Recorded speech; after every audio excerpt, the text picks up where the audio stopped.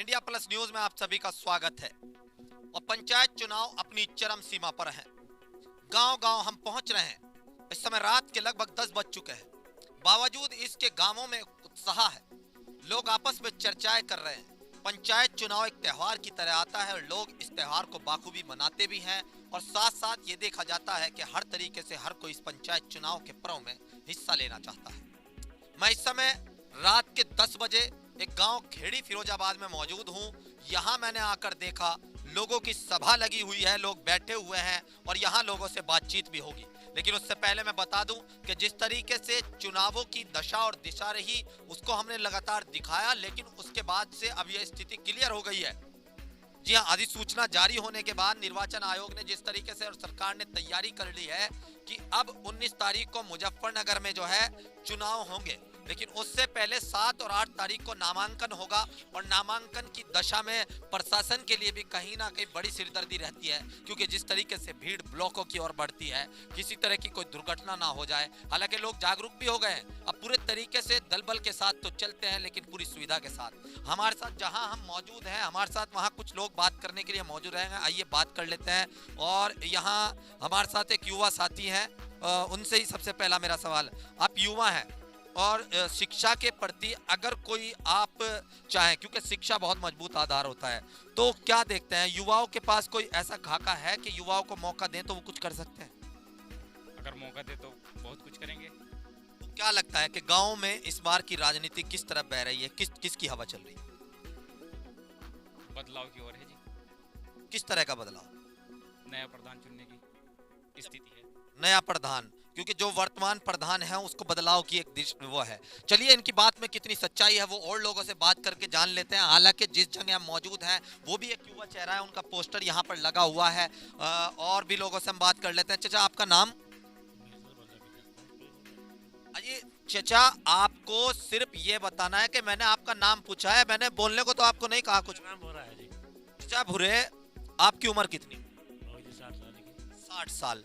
तो आपकी उम्र 60 साल हो चुकी है, आप बस ये बता दीजिएगा, ज्यादा कुछ नहीं बोलना है, किस तरह का प्रधान होना चाहिए? अरे जब गांव में विकास नहीं हो रहा तो दूसरा ही प्रधान चुन ले। ये बिल्कुल स्पष्ट यही मैं पूछना चाहता था और चाहूंगा कि थोड़ा आगे आ जाएं ताकि लोगों के चेहरे साफ तौर पर दिखे।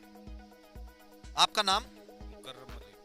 मुकर्रम जी, आप जहां पर बैठे हुए हैं, ये प्रधान विकास के नाम पर वोट मांग रहा है आपसे या संबंध? विकास के नाम पे और विकास करा रहा है, गांव में बहुत काम करा रहा है और बिना प्रधान होने के भी लोगों की सहायता कर रहा है। और गांव इस तरफ है, 80% गांव नया प्रधान चाह रहा है, पुराने प्रधान को नहीं चाह रहा। जी हाँ, इनका कहना है कि जो वर्तमान यहाँ पर प्रधान है उसमें बदलाव चाहते हैं। ये तो इलेक्शन के नतीजे आने के बाद पता लगेगा, लेकिन कुछ चीजें जरूरी हो जाती हैं कि जब आप वोट करें तो जात पात धर्म और परिवारवाद के नाम पर वोट ना करें। ऐसा प्रत्याशी चुने जो आपके शिक्षा के लिए आगे आ सकता हो, जो ग्राम पंचायत स्तर पर आपके फैसले करा सकता हो, जो लोगों में आपस में भाईचारा प्रेम बढ़ाता हो। हालांकि यहाँ पिछली 3 योजनाओं से जो प्रधान है उनका भी मैंने आपको पहले दिखाया था और उनसे भी बातचीत की थी और आगे भी मैं बातचीत करूंगा। लेकिन 10 बजे जिनके यहाँ मैं पहुंचा हूँ, ये युवा चेहरे परवेज आलम।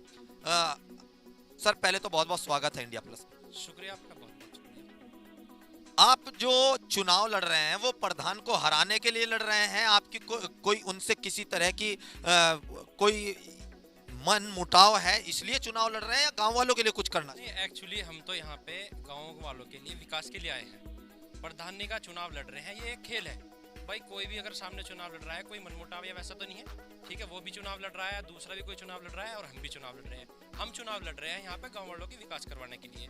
पिछले वर्तमान 15 साल से भी प्रधान बनते आ रहे हैं, लेकिन गांव में गांव वालों के मुताबिक और मेरे मुताबिक भी मुझे लगता है कि जैसे गांव में कोई विकास नहीं हुआ तो मैं उसी विकास करने के लिए आया। जैसे हमारे गांव में कि जैसे सरकारी स्कूल है, 15 साल से जो युवा बच्चे हैं जो आज 15 साल के 20 साल के हो चुके, तो अगर उनको पढ़ाई लिखाई का एक अच्छा स्रोत मिलता तो पढ़ लिख के अच्छी जगह कहीं पोस्ट होते। लेकिन आज 15 साल होने के बाद यहाँ पे कोई भी ध्यान नहीं दिया गया। जैसे हमारे गांव में सरकारी हॉस्पिटल है, अगर उसमें डॉक्टर बैठे हुए होते तो गरीबों की सहायता होती, गरीबों को भागना नहीं पड़ता इधर उधर, क्योंकि हम गरीबों के साथ चलते आ रहे। पिछले 5 साल से हम लोगों के बीच में काम करवा रहे। इसी तरीके से हमारे गांव में जैसे सरकारी बैंक है, अगर सरकारी बैंक हो तो कितनी बढ़िया बात है।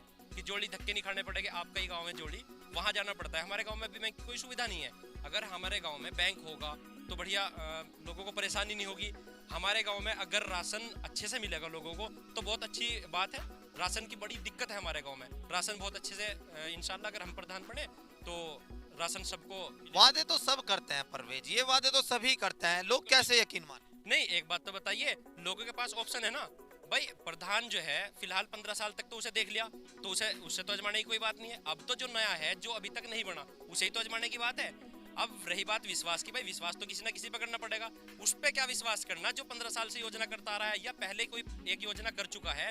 अब मेरे सामने 2 प्रत्याशी है। नहीं, आपकी बातों से लग रहा है कि उनके 15 साल से आपको दिक्कत है। मैं सिर्फ आपसे आपका खाका पूछ रहा हूँ सर। ये बताइए खाका क्या तैयार? मेरा खाका यही है, मैं विकास के मुद्दों पे यहाँ पे वोट मांग रहा हूँ। मैं यहाँ पे ये बता रहा हूँ कि जिसने विकास नहीं करा मैं वो विकास करवाऊंगा। रही बात आपने कहा कि आप इन शॉर्ट अगर बात की जाए तो आप वे कार्य पूरा कराना चाहते हैं जो प्रधान वर्तमान प्रधान नहीं करवाए, बिल्कुल।